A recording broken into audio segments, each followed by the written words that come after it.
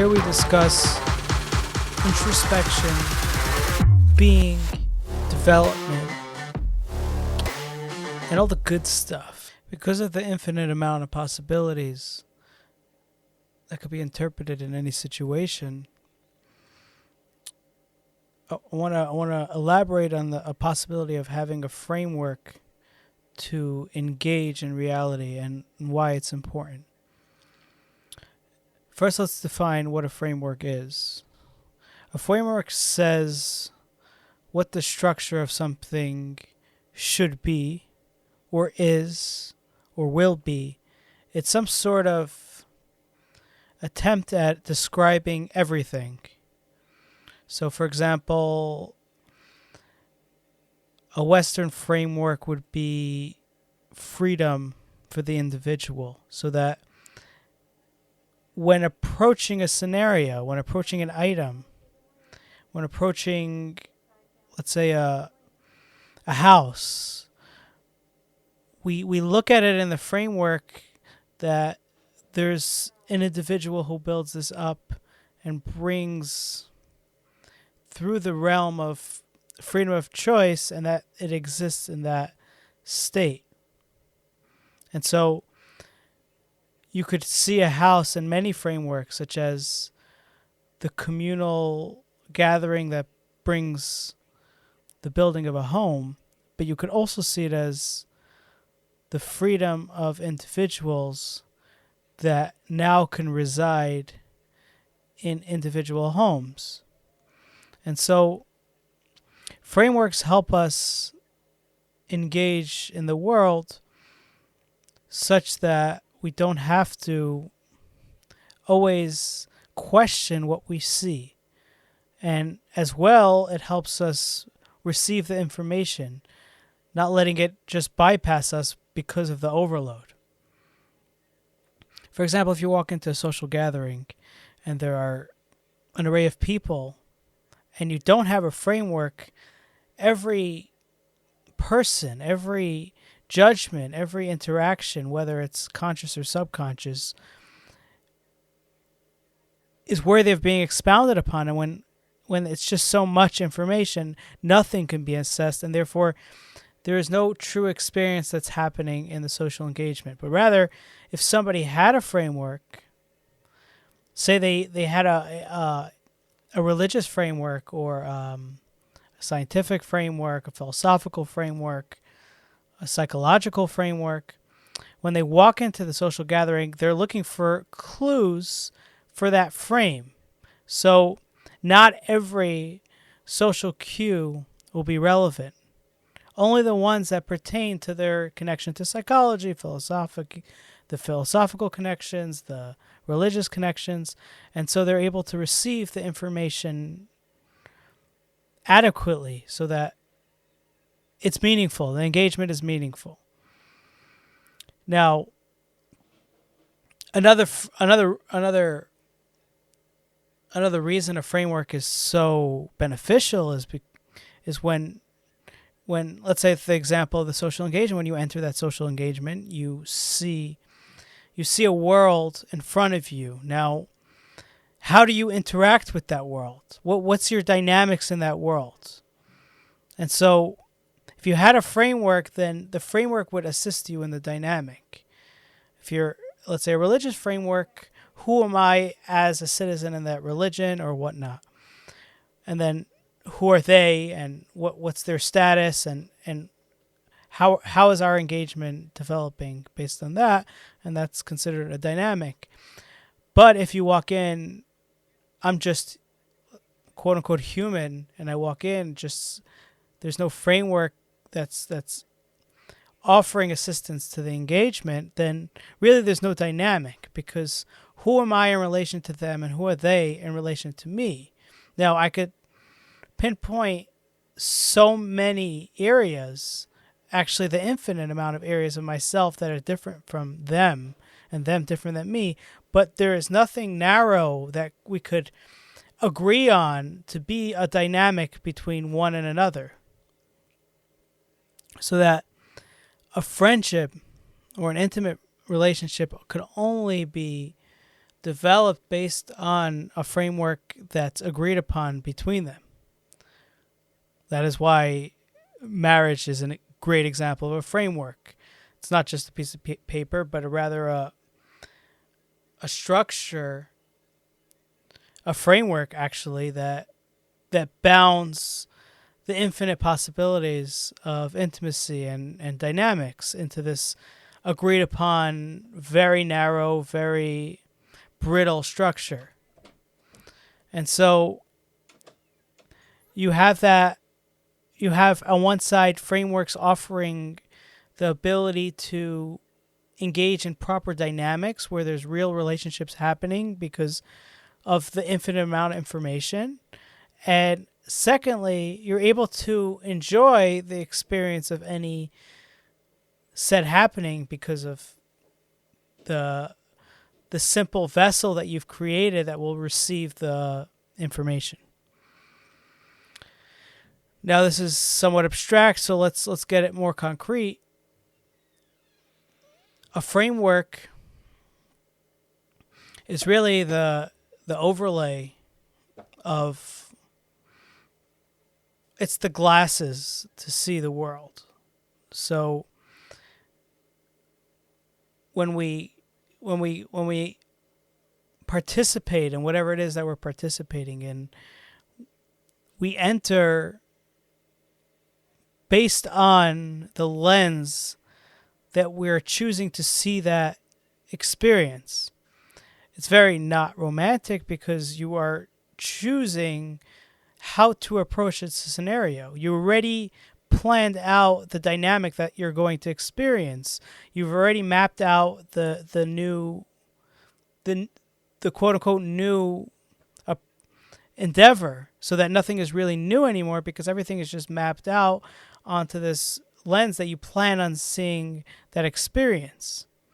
Now notice when one engages in an actual new experience, everything is mishmash. There's not really any direction, and there's somewhat confusion, and there is a certain sense of vitality because of the newness. Now, that is because there's no framework. So we know the problems with framework, which forces things into narrow spaces, but we also know the benefit because we don't want to approach things like a stranger, like a tourist, because a tourist doesn't experience the city. It experiences the lens of what a tourist is throughout the city, so that there's a certain amount of attractions, a certain amount of things to experience, and there's an agenda, there's a schedule. It's very much in the lens of a tourist. Now, if one wanted to engage in the city truly, in a true sense, they would have to remove the lens of tourism and take on the lens of identity, take on the lens of, oh, I'm a part of the city, take on some other framework that they're able to experience the city. Now, they could just walk around and speak to people, so they're taking the lens of what are the dynamics in the city, what are people saying. So it's really just exploring the relationships of oneself, which is also a framework. But in order to engage in anything, we need a framework, and not all frameworks are created equally, so that you could have a very simplistic framework that doesn't, for example, the person that roams the city doesn't really have a measure of what they want to experience from the city. And so when they leave the city, they will not have something concrete to carry with them, whatever their experience is, unless they've at some point had a strong experience or a strong exposure which gave them a framework. For example, somebody did something upsetting to them, and so now they're approaching the city from the place of, I was just hurt, I was just broken, and now let me explore what that means in the realm of the city. And so they'll go around the city with that piece of information, and then they'll get answers. They'll be like, okay, well, that's just one person, or there's the certain energy of the city, and that's the culture, and that's why they did it. And all of a sudden there's a whole array of information that's coming in based on that experience of exposure. Now, it doesn't have to be a painful experience. It could be a positive experience. Somebody did something extra nice to them, and now they're questioning the city based on that. But what's even better than those two is an actual framework to arrive at the city with. So that, oh, I heard such and such about the city. I heard this, and I'm looking to explore what that means for me and whatnot. And so they go into the realm of the city ready to find answers to their questions. So they're engaging in two things at once, and this is what happens whenever you engage in experience and in framework. One, you get to experience the city because you are getting information, although it's not all information, as you can't receive all information, but you're receiving a minute amount of information from the city. So you're interacting with the city, and you're also interacting with the medium of those questions and frameworks that are helping you narrow in your search of attention. And another example of this is online experience, internet experience, where when one goes onto Google, when one goes into the mainframe of internet, if they don't have a framework, what happens is the internet offers them a framework, and they're built in a way that tells people where to go. It's the tour guide. It's the tourist going on the tour, and it's like, okay, we're gonna go here and there and there. Oh, check out this, go there, and then there's 2 hours of directions touring through the internet, which is somewhat of a city, an intellectual city. Now, another option, which is obviously more beneficial, would be to have a framework where the internet is billions of pieces of information. Now, I know I can't handle all that, and I know that just being dragged along is not a framework that's consistent for me, and it doesn't serve my benefit because it's not in relation or relative to me. Even though I'm picking based on what's relevant to me, I'm still choosing. It's still somewhat distant. Now, a better thing would be to have a framework and say, okay, I'm looking to explore A, B, and C, and D, and touch upon these three things, and then it doesn't even have to be specific. Like I'm trying to map out a certain character online, or I'm trying to engage in. I'm trying to engage in a certain energy. I want to understand some left idea, or I want to understand some approach, and that's the framework. Okay, so now your entire online experience will be to receive that. So now everything gets narrowed into that funnel of information, that funnels the information into yourself. So one, you're engaging in the framework, and also you're engaging in the internet. So you get both worlds. But when you don't have the framework, what happens is you lose, in a way, both worlds. You don't have a framework to receive, and the array of information of the internet is just too much to bear. Now, obviously, we're not watching all videos at once. We're picking one, but there is some sort of distance between selfhood and the video because there's no medium that's bringing the information to somewhere, right? If I get onto the internet and then all of a sudden I see some new trending idea, right? So I explore that, but I don't have a framework that's seeking to receive information from that. So what happens is even that trending idea doesn't really funnel down into myself. It's very surface because what does that have to do with me? Where's my engagement in that? Where's my persona in that? So the framework helps me in that persona. Now, right away when I said something trending, I was thinking already of my own framework. Like I'm thinking, okay, a societal movement, and I want to capture certain energy of society, and there's a logos, and I have all these frameworks that help me and assist me in appreciating a trending idea, trending activity or whatever. And so I hope we're getting somewhere where we're understanding that having a framework in life is very beneficial, even though it has a bad rap as being something that makes everything stale, because technically speaking, a framework tells me exactly how I should approach my day.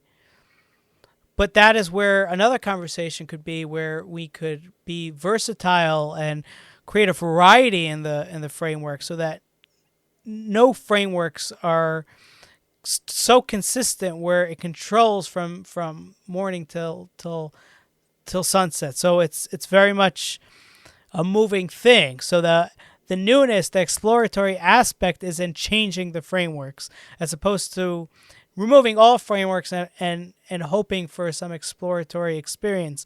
Now, whatever that exploratory experience whatever happens in that exploratory experience without the framework is not so beneficial, because there's nothing to receive it.